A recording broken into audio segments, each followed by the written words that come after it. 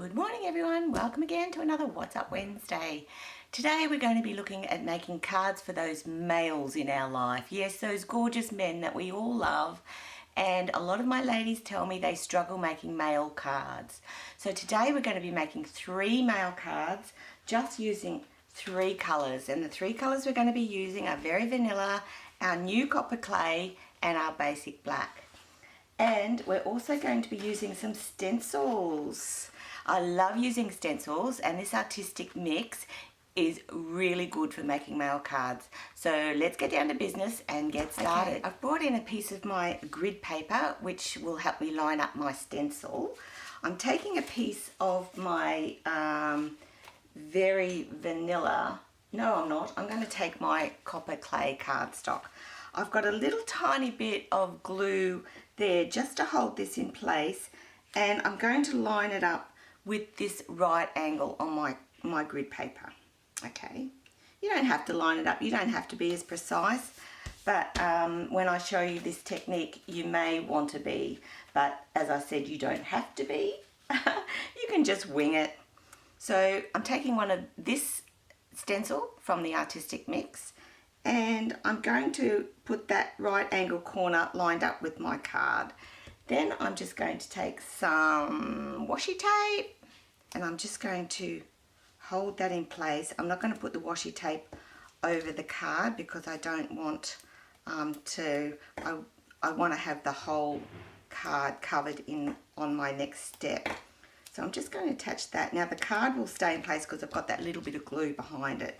So as long as that's in place, okay, next step, we're going to take our copper clay, which is the same colour, but we're going to take the ink of it and one of our blending brushes, our lovely blending brushes, blending brushes, I always have trouble saying that, and we're going to cover the whole front of the card. So we're just going to take a bit. Now I start off so I don't get those big blotchy bits.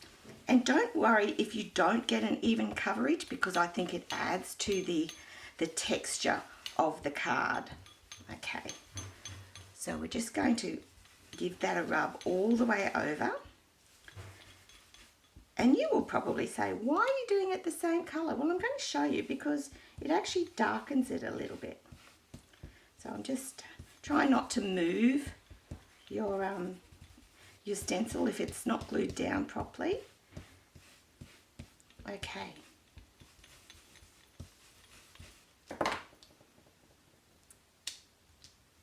Look at this. Look at this beautiful pattern. Can you see that? I'm going to... Beautiful pattern there. So I'm going to put that back down because we're actually going to add something very special to this now. So I'm going to take that stencil off. Reuse that masking tape, washi tape, and I'm going to take this stencil. So if you look at these patterns fit inside of those beautiful it's like an art deco sort of pattern. So these ones will fit inside that. So I want to try and line that up. So if I take that and line that up with that side, and I think it's the inside of the square, so it's just a bit of fiddling around to get that lined up, but once you do, and you will see that there's no lighter colours of the other pattern, and that's moved a bit, so I'll just make sure I've got that in line. Okay, line that up, and you know what, it doesn't have to be exact, but I think I'm pretty happy with that. I just lift that up and my masking tape,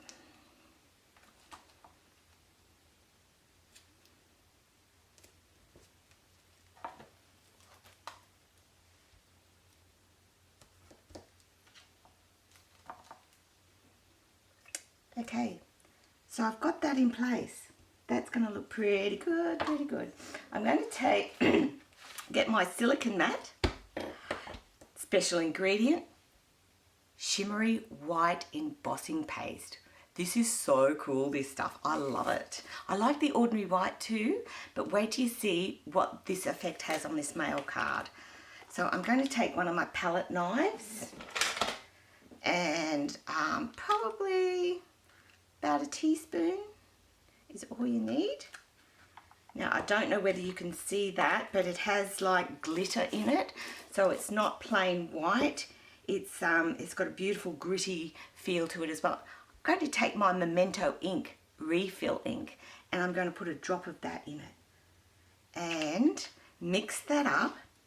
Now what I will say about when you're using your embossing pastes, make sure you have or close at hand some warm soapy water, because you want to put your stencils and your palette knife in there as soon as you can after use, so that you can scrape off any excess, because it will go hard. Once it goes hard, you're not going to get that off. So I'm just spreading this on. Look how cool this looks.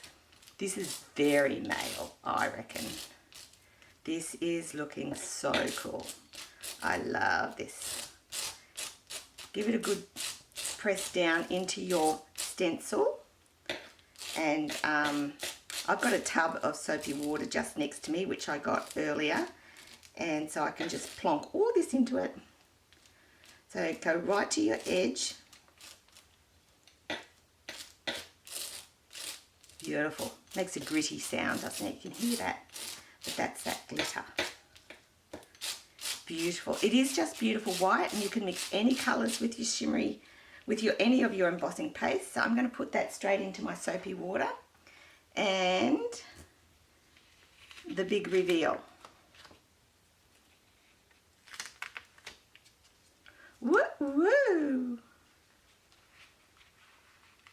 How cool is that?